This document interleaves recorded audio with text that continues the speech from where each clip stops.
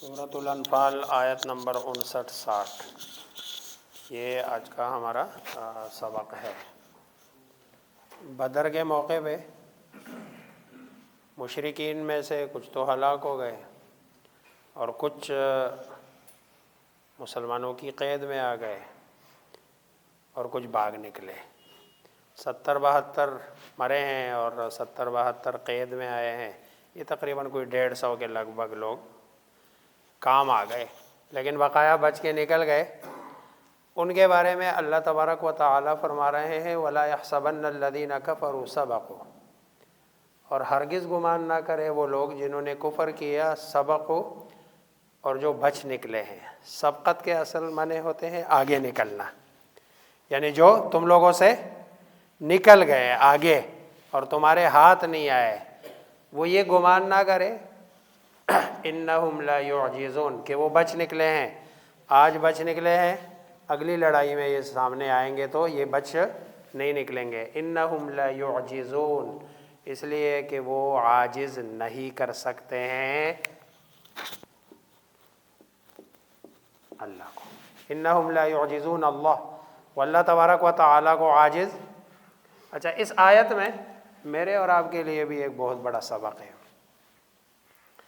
عام طور پر نا جب ہم پہ کوئی مسئلہ آتا ہے، کوئی مصیبت آتی ہے، کوئی تکلیف آتی ہے، تو اس وقت ہمیں اللہ کی یاد بہت آتی ہے، توجہ بھی زیادہ ہوتی ہے اللہ تبارک و تعالیٰ کی طرف۔ اور جیسے مثلا کوئی زلزلہ آ جائے اچانک تو ہر بندہ باہر دوڑ رہا ہوتا ہے اور اللہ کی طرف توجہ نفل پڑھ رہا ہوتا ہے یہ۔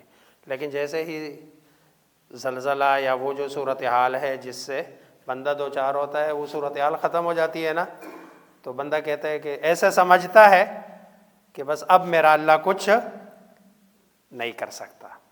یعنی جب اس صورتحال میں ہو تو وہ یہ سمجھتا ہے کہ اللہ کا ابھی کر سکتا ہے یا کر رہا ہے، لیکن جب اس صورتحال سے نکلتا ہے تو وہ سمجھتا ہے کہ اب میرا اللہ کچھ نہیں کر سکتا۔ حالانکہ انہم لا یعجزون، اللہ کو کوئی بندہ کسی بھی وقت عاجز نہیں کر سکتا۔ آگے وَأَعِدُّوا لَهُم مَّا اسْتَطَعْتُم مِّن قُوَّةٍ، مجھے اور آپ کو کہا ہے وَأَعِدُّوا، اور تیار رکھو، لہم ان کے لیے، یعنی ان کافروں کے لیے، ما جو استطعتم تمہاری استطاعت میں ہو۔ اب ما من قوت، قوت میں ساری چیزیں آتی ہیں۔ قوت میں فوج بھی ہے، قوت میں اسلحہ بھی ہے، اور یہاں تک کہ ابو بکر جساس نے لکھا ہے کہ قوت میں ناخن کا بڑھانا بھی ہے، کیونکہ رسول اللہ صلی اللہ علیہ وسلم نے حالت جنگ میں ناخن کے کاٹنے سے بھی منع کیا ہے کہ جنگ کی حالت میں آپ ناخن نہیں کاٹیں گے، کیونکہ جنگ کی حالت میں ناخن بھی بندے کی ایک قوت ہے، ایک طاقت ہے، یعنی استطاعت جتنی ہے نا اتنی قوت، تو قوت میں ساری چیزیں آ گئی ہے۔ لیکن ان قوتوں میں وَمِن رِبَاطِ الْخَيْلِ، اور پلے ہوئے گھوڑے، اس کا مطلب یہ ہے کہ فوج جو سوار فوج جس کو کہتے ہیں، ان کی اہمیت کو بتایا کہ بھئی اس کی اپنی کیا ہے اہمیت ہے۔ اصل میں ربط تو کہتے ہیں باندھنے کو، اصل اس کا معنی یہ ہے، جیسے آپ کہتے ہو نا اس لفظ کا اس کے ساتھ کیا ہے ربط ہے، یعنی یہ دونوں آپس میں بندھے ہوئے ہیں۔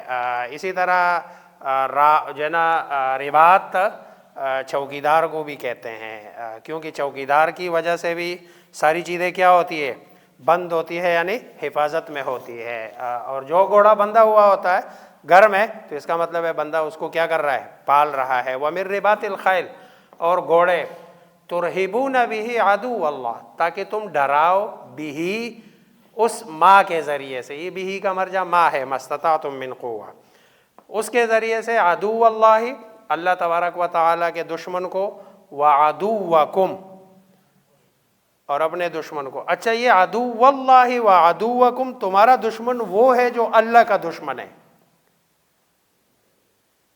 اس میں ایک اشارہ ہے، مثلا میں تو اپنے بھائی کو بھی اپنا دشمن سمجھتا ہوں، میرے لیے تو مسلمان بھی میرا دشمن ہے، لیکن اللہ نے یہ جو عدو اللہ وعدوکم، سیدھا اللہ فرماتے ہیں ترہبون بہ عدوکم، تاکہ تم اپنے دشمن کو ڈراؤ، تو پھر اس میں مسلمان بھی آ جاتا. لیکن اللہ نے کہا نا ترہبون بہ عدو اللہ وعدوکم، جو اللہ کا دشمن اور تمہارا دشمن، کیونکہ اللہ کا دشمن اور تمہارا دشمن مشترکہ ہے. جو اللہ کا دشمن نہیں ہے وہ میرا دشمن نہیں ہے، اور وہ جو ہے نا مسلمان کا دشمن نہیں ہے. اچھا یہ جو لفظ ہے نا ترہبون، یہ لفظ ہے،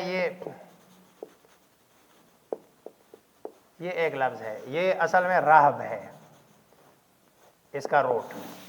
آپ کو پتہ ہے ارہابیین کس کو کہتے ہیں؟ ارہابیین کہتے ہیں یہ جو آج کل ایک اصطلاح ہے ٹیررسٹ. عربی میں ٹیررسٹ کو کیا کہتے ہیں؟ ارہابی. اس کا مطلب یہ ہے کہ یورپ نے ایک لفظ ایسا ٹیررسٹ اور ارہابی، اور جس کو ہم اور آپ دہشت گرد کہتے ہیں، دہشت گرد، ٹیررسٹ اور ارہابی، یہ تینوں گویا کہ ایک ہی وہ ہے. حالانکہ قرآن کہتا ہے ترہبون بہ عدو اللہ وعدوکم، کہ بھئی اس کے لیے تم کیا بن جاؤ؟ ارہابی بن جاؤ، یعنی اس کو ڈراؤ. یہ ساری چیزیں تم تیار رکھو کافر کے لیے، مسلمان کے لیے نہیں، اپنے بھائی کے لیے نہیں، کیونکہ وہاں تو اللہ فرما رہے ترہبون بہ عدو اللہ وعدوکم. لیکن اس لفظ کو نا جو ارہابی ہے انہوں نے ایک لفظ کے ساتھ جوڑ کر، یہ قرآن کریم کا حکم ہے، اس کو بدنام کرنے کی کیا کی ہے؟ کوشش کی ہے. حالانکہ یہ قرآن کا حکم ہے، اور اس کے ایک برا لفظ آج جب ہم سنتے ہیں نا بھائی ارہابی، جس کے معنی ہوتے ہیں کیا؟ دہشت گرد، یعنی دہشت پھیلانے والا. اب کافروں کے لیے دہشت پھیلانے والا یا جو ہے نا ٹیررسٹ، میں مطلب ہے قطع نظر اس کے کہ مسلمانوں کے بیچ میں کسی کو قتل کرنا، کسی کو جو ہے نا مارنا، اس کی اجازت نہیں ہے. لیکن میں صرف بات کر رہا ہوں اس لفظ پہ کہ جو لفظ کیا ہے؟ ارہابی، جس کا جو ہے نا معنی ہم دہشت گرد کے ساتھ کرتے ہیں یا ٹیررسٹ کے ساتھ کرتے ہیں.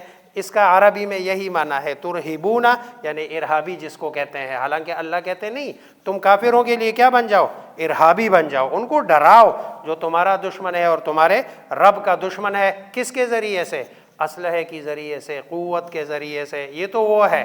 وآخرین من دونہم، اور دوسرے جو ان کے علاوہ ہے جن کو اللہ جانتا ہے تم نہیں جانتے ہو. جیسے بعد میں صحابہ کا دور آیا، رومی، اس وقت تو مشرکین تھے یا آس پاس کے لوگ تھے. پھر اس کے بعد رومیوں کو صحابہ کرام گئے ہیں ان کے پاس، ان سے لڑ کے ان کو شکست دی. جنا فارس کے لوگ تھے، اور آج کل یعنی قیامت تک کے آنے والے بہت سارے جنا اقوام ہے جو وآخرین من دونہم لا تعلمونہم اللہ یعلمہم. باقی اللہ کے راستے میں جو خرچ ہوتا ہے، وما تنفقوا من شیء، اور جو تم خرچ کرو گے کسی بھی چیز سے اللہ کے راستے میں، یوفی الیکم، پورا پورا تمہیں واپس کیا جائے گا. بندہ سمجھتا ہے کہ میں نے اللہ کے راستے میں خرچ کیا تو گیا. اللہ کہتے نہیں، جو اللہ کے راستے میں خرچ کیا یوفی الیکم، تمہیں پورا پورا دیا جائے گا. وانتم لا تظلمون، اور اس معاملے میں تمہارے ساتھ ذرا برابر بھی ظلم نہیں کیا جائے گا. ولا یحسبن الذین کفروا، اور نہ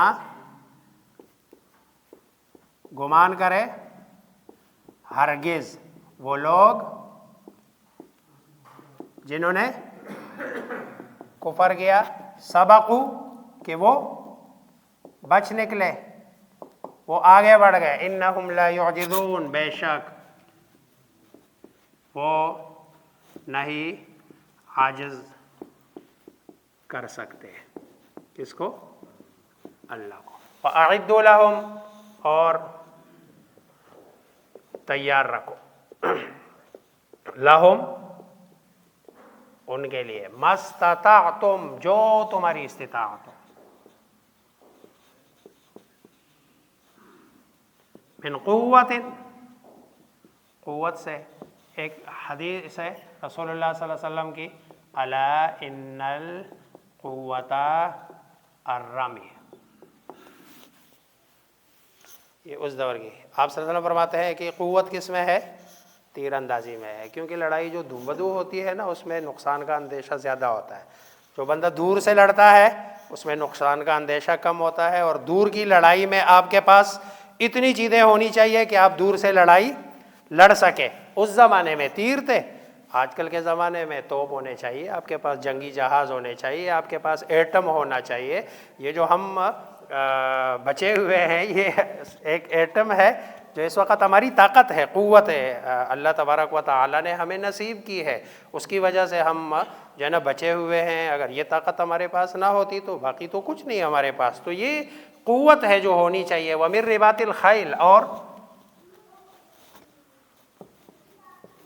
پلے ہوئے گھوڑے، ترہبون کہ تم ڈراؤ، بھی اس کے ذریعے، عدو اللہ اللہ کے دشمن کو، وعدوکم اور اپنے دشمن کو۔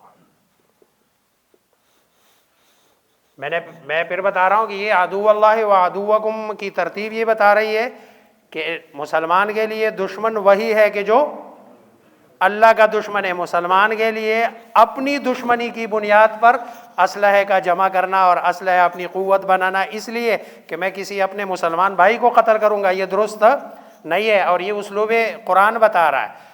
وآخرین من دونہم، اور دوسرے، من دونہم ان کے علاوہ سے، لا تعلمونہم نہیں تم جانتے انہیں، اللہ یعلمہم اللہ جانتا ہے انہیں، وما تنفقوا من شیء اور جو تم خرچ کرو گے کسی بھی چیز سے، فی سبیل اللہ اللہ کے راستے میں، یوفا پورا پورا دیا جائے گا۔ اس وفا لفظ ہے، وفا کا معنی یہی ہے کہ میں جو ملے اس کا جو ہے نا بدلہ دے دیا، یوفا الیکم تمہیں پورا پورا دیا جائے گا، وانتم لا تظلمون اور نہیں تمہارے ساتھ کوئی ظلم کیا جائے گا۔ اللہ مجھے آپ سب کو سمجھنے عمل کرنے کی توفیق عطا فرمائے۔